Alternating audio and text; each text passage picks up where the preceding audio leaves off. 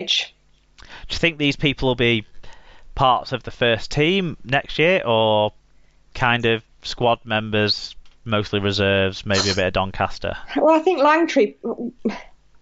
Well, it depends. Again, I mean, Nzungu, he's 20. He is a young lad still, so I think he'll be in the reserves, looking to push for maybe that spot that either Massey or Fash have got at the minute. Because I'm not. Does it make you confident about 2019 with these signings? No, not really. Fair enough. I mean, I don't know whether I'll mention it now rather than in the game thing, but I think that Friday was saying goodbye to Mickey Peer. And whilst he's not been barnstorming this year, or I don't think he's lived up to what he could do, I'm not sure whether replacing him with a 20-year-old is the way forward. I hope that we've got some big name signing to come through, like we keep getting told is come. It's going to have to be a prop, hasn't it? Because if Payer's gone, yeah, that's Watts and Payer gone. That's two of your front line, four props, and all you need then is an injury to Taylor or Bowden next year. Oh, I suppose there's Green as well, isn't there? Then you're scratching around like you have done all this season for experienced full prop forwards who can make a difference consistently, which is what these young kids don't do. It's just not in the makeup. I mean, Bionic, I think eventually will be a decent player, but he's still very young at the minute. Fash and Massey have both had very good games, just sort of these maybe last 3 or 4 games. They seem to have actually woken up and started playing again, but are they first choice props for next season? Hopefully not. And the physio when we were doing the stadium tour said that Bowden and Green wouldn't be fit for the start of the new season. Wow, Bowden's been out since like the first month of the year. I know, he's been out for such a long time. I mean, Green, it was only the other week, but yeah, Bowden has been out for a long, long time. Fair enough. Okay, so still a lot of interesting recruitment stuff to go on at Hull FC. St Helens have signed up one of their forwards though for next year. Yes, sorry, my turn. Yeah, they've back row Dominique Peru has signed a 2-year contract extension with the club. The 29-year-old has made 72 appearances for Saints since his debut against Huddersfield in 2016. They've also added academy trio Callum Hazard, Jack Wellesby and Josh Sim to their first team squad for 2019. Meanwhile, assistant coach Jamal Lulacy will leave the club at the end of the season and move back to Australia. Holbrook revealed that Saints will not be recruiting a new right-hand man. Frogmore got in touch with a heavy dose of irony. He said, "Long-time listeners will know I've always been a big fan of Peru. Never had a bad word to say about him. He's been solid this year, and it was noticeable when he was out injured." Okay. Joe Westerman has signed a new 1-year deal at Hull FC. Westerman, 28, returned to the KCOM Stadium from Toronto Wolfpack back in April and made 6 appearances for the Early Birds in 2018. The former Castleford and Warrington back rower had a knee operation, though, which ended his season in the middle of the summer. That one must be a bit more positive than the other ones. If he can get a pre-season under him, get himself back into Super League physical shape, he's a top draw player, isn't he? Yeah, definitely. I mean, my only concern with him is he is a creative loose forward, which Radford doesn't particularly like playing. And I think that's part of the reason that he left before, because his game style didn't suit Radford. But he likes prop forwards who pass the ball at the line, so yeah, bulk up a bit and play him there, I guess, because that's why he's lacking now. Yeah. Interesting call. Okay. Wakefield. Oh, sorry. Yeah, just rattle through. Wakefield-born halfback Ryan Hampshire signed a new 12-month contract with Trinity. He played in 26 of the Wakefield's 31 matches in 2018. Yeah, maybe he's found a home where he has his home there. Huddersfield Giants and England winger Jermaine McGilvery has signed a new contract to keep him at the John Smith Stadium until the end of 2023. He's played 2 times for the Giants, scoring 151 tries in the process. And anyone who listened to the SLP quiz last week will know that he scored the most tries during the time that in Super League, during the time that Super League pod has been in existence. Interesting sideline from this story was kind of the dig at the RFL about basically England's best player for the last 12 months not getting classified as being kind of on that England squad wage booster kind of program that some people who don't play as much for England are benefiting from. Really interesting, and I can totally understand the Giants' grievance with that, given that he was, like they said, the face of England's campaign in the World Cup and one of the best players in the tournament, not just in our side, but in the whole tournament. Yeah. Lots of Widnes news now for you to take us through, Sarah. Widnes Vikings fullback Rhys Hambry will leave the relegated side at the end of 2018 after his contract was terminated a year early. The 33-year-old Australian had been with the Vikings for 7 campaigns. Widnes Vikings prop Wellington Albert has signed a new deal to keep him with the club until the end of 2020. Meanwhile, Hep Cahill has been announced as the club's new captain and has extended his deal with the club for next season. Widnes have offered contracts to all players aged 22 and under for next season, and the players have 30 days to decide their future. And youngster Keenan Brand has signed a new 2-year deal to stay with the club after their relegation to the Championship. Winger Owen Buckley has also committed to the club until the end of 2020. Twin brothers Jay and Ted Chapelhow have both signed new 1-year deals with the recently relegated club. Meanwhile, Widnes has also confirmed the return of England youth international fullback Joe Edge. Edge, who came through the Vikings junior ranks, left the club 2 years ago to join Warrington, where he's played for their under-19s academy.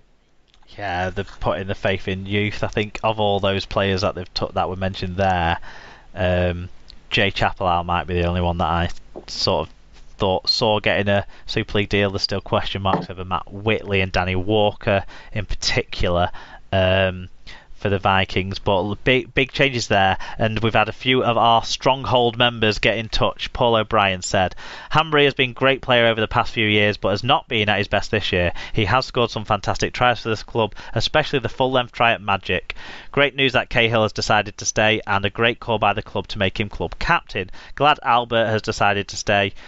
We've seen glimpses, but hopefully a good off-season will see him at his best for the Vikings. I think also playing down a level might help him, Paul. Neil McEwen said, so far so good. Hep Cahill staying on as captain, Wellington Albon staying along with the start of the young lads committing to the club. Rhys Hambry is leaving. Good news, he's hardly played this year and he's one of our top earners. Hopefully by the time you record this episode, a few other wasters like Arvan and Runciman have gone as well. Well, nothing more has been confirmed that I've seen, Neil, but yeah, they're going with youth, and I would suspect they're going to supplement that now with some experienced players at the Championship level whose wage demands might be slightly less, maybe people who might depart a club that gets promoted or something like that, to give some experience to protect these young outside backs. But they've got some talented kids, haven't they? And the parachute payment that they're going to get gives them an opportunity to continue that investment, because they're clearly cutting their wage bill.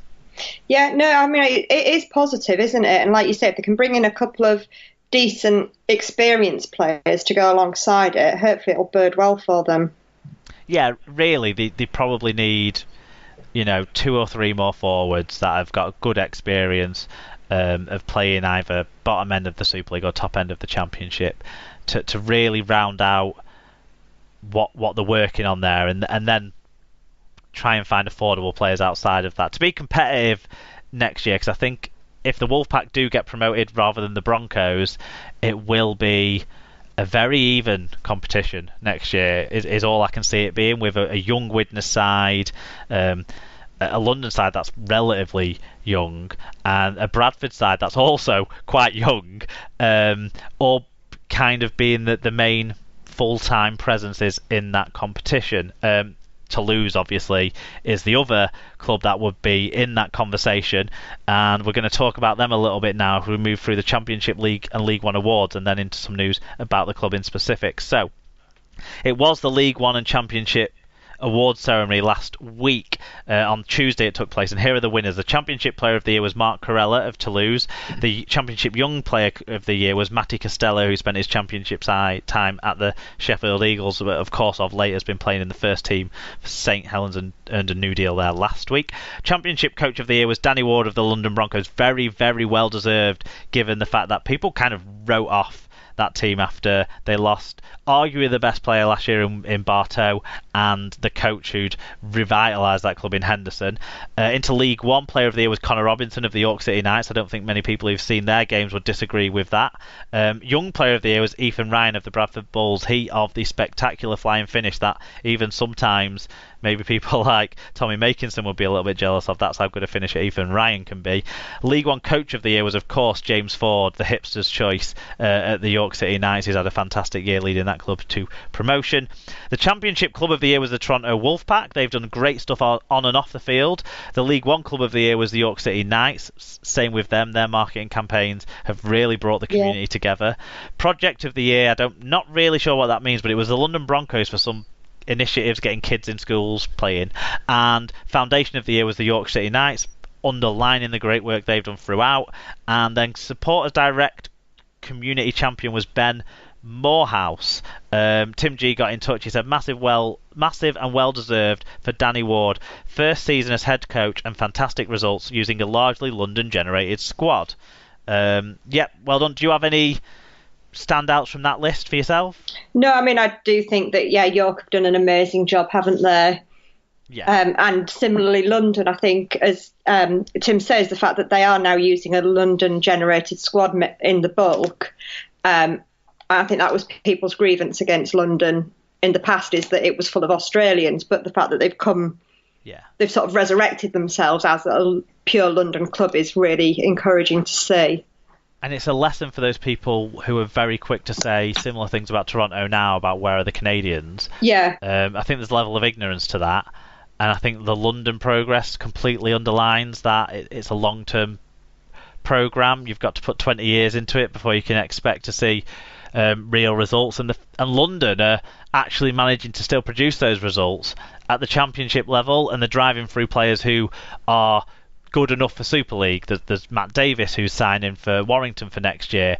There's the fullback Alex Walker, who would not be embarrassed in a Super League side, I feel, from what I've seen of him in this qualifying qualifiers period. We've picked up Bieniek, haven't we, from London? Exactly. And then I think that young Daniel Hindmarsh in the back row is bound for better things as well than the Championship, whether it be with London or with a transfer elsewhere. So fantastic work being done by those two clubs in particular. I think it shows as well that clubs from on the edge of the heartlands or from outside of the heartlands can still do great things for this sport, and more power to them for it. Do you want to tell us about some of the moves going on in Toulouse? Yeah, Sylvain Hules will remain Toulouse coach for the 2019 campaign. The 37-year-old took over as head coach of Olympique a year after hanging up his boots from his playing career with the club. He's won 2 French championships, a Coupe de France, League One's League Leaders Shield, and this year he's guided them to a finish in the qualifiers. Meanwhile, Championship Player of the Year, Marc Corella, has signed a contract extension with the Toulouse for the 2019 season. Yeah, and Joe Brereton, he's also made his loan signing with Toulouse, permanent signing from Wigan for next year. So a few important cogs, I think, in that machine. Hules, he plays a style of rugby that we all want to see, and they're not a nasty, grubby side either. Occasionally, obviously, there'll be flashpoints when you've got big forwards on the pitch and passionate people on the pitch. And we've seen, maybe Stan Robben gobbing off the other week and stuff like that. But they're an absolute breath of fresh air compared to what we've seen from teams like Lee and Toronto, who've dominated that level over recent years. In terms of what we see on the field, not off the field from Toronto at all in any way, shape or form, but on the field we've seen some nasty crap, and we don't see that as much from Toulouse, and I'm loving it. Yeah, it's great. Halifax's Championship Young Player of the Year nominee, Brandon Moore, has re-signed with the club for 2019.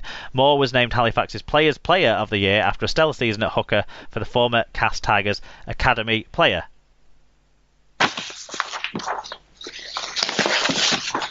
Sorry, just give me 1 second.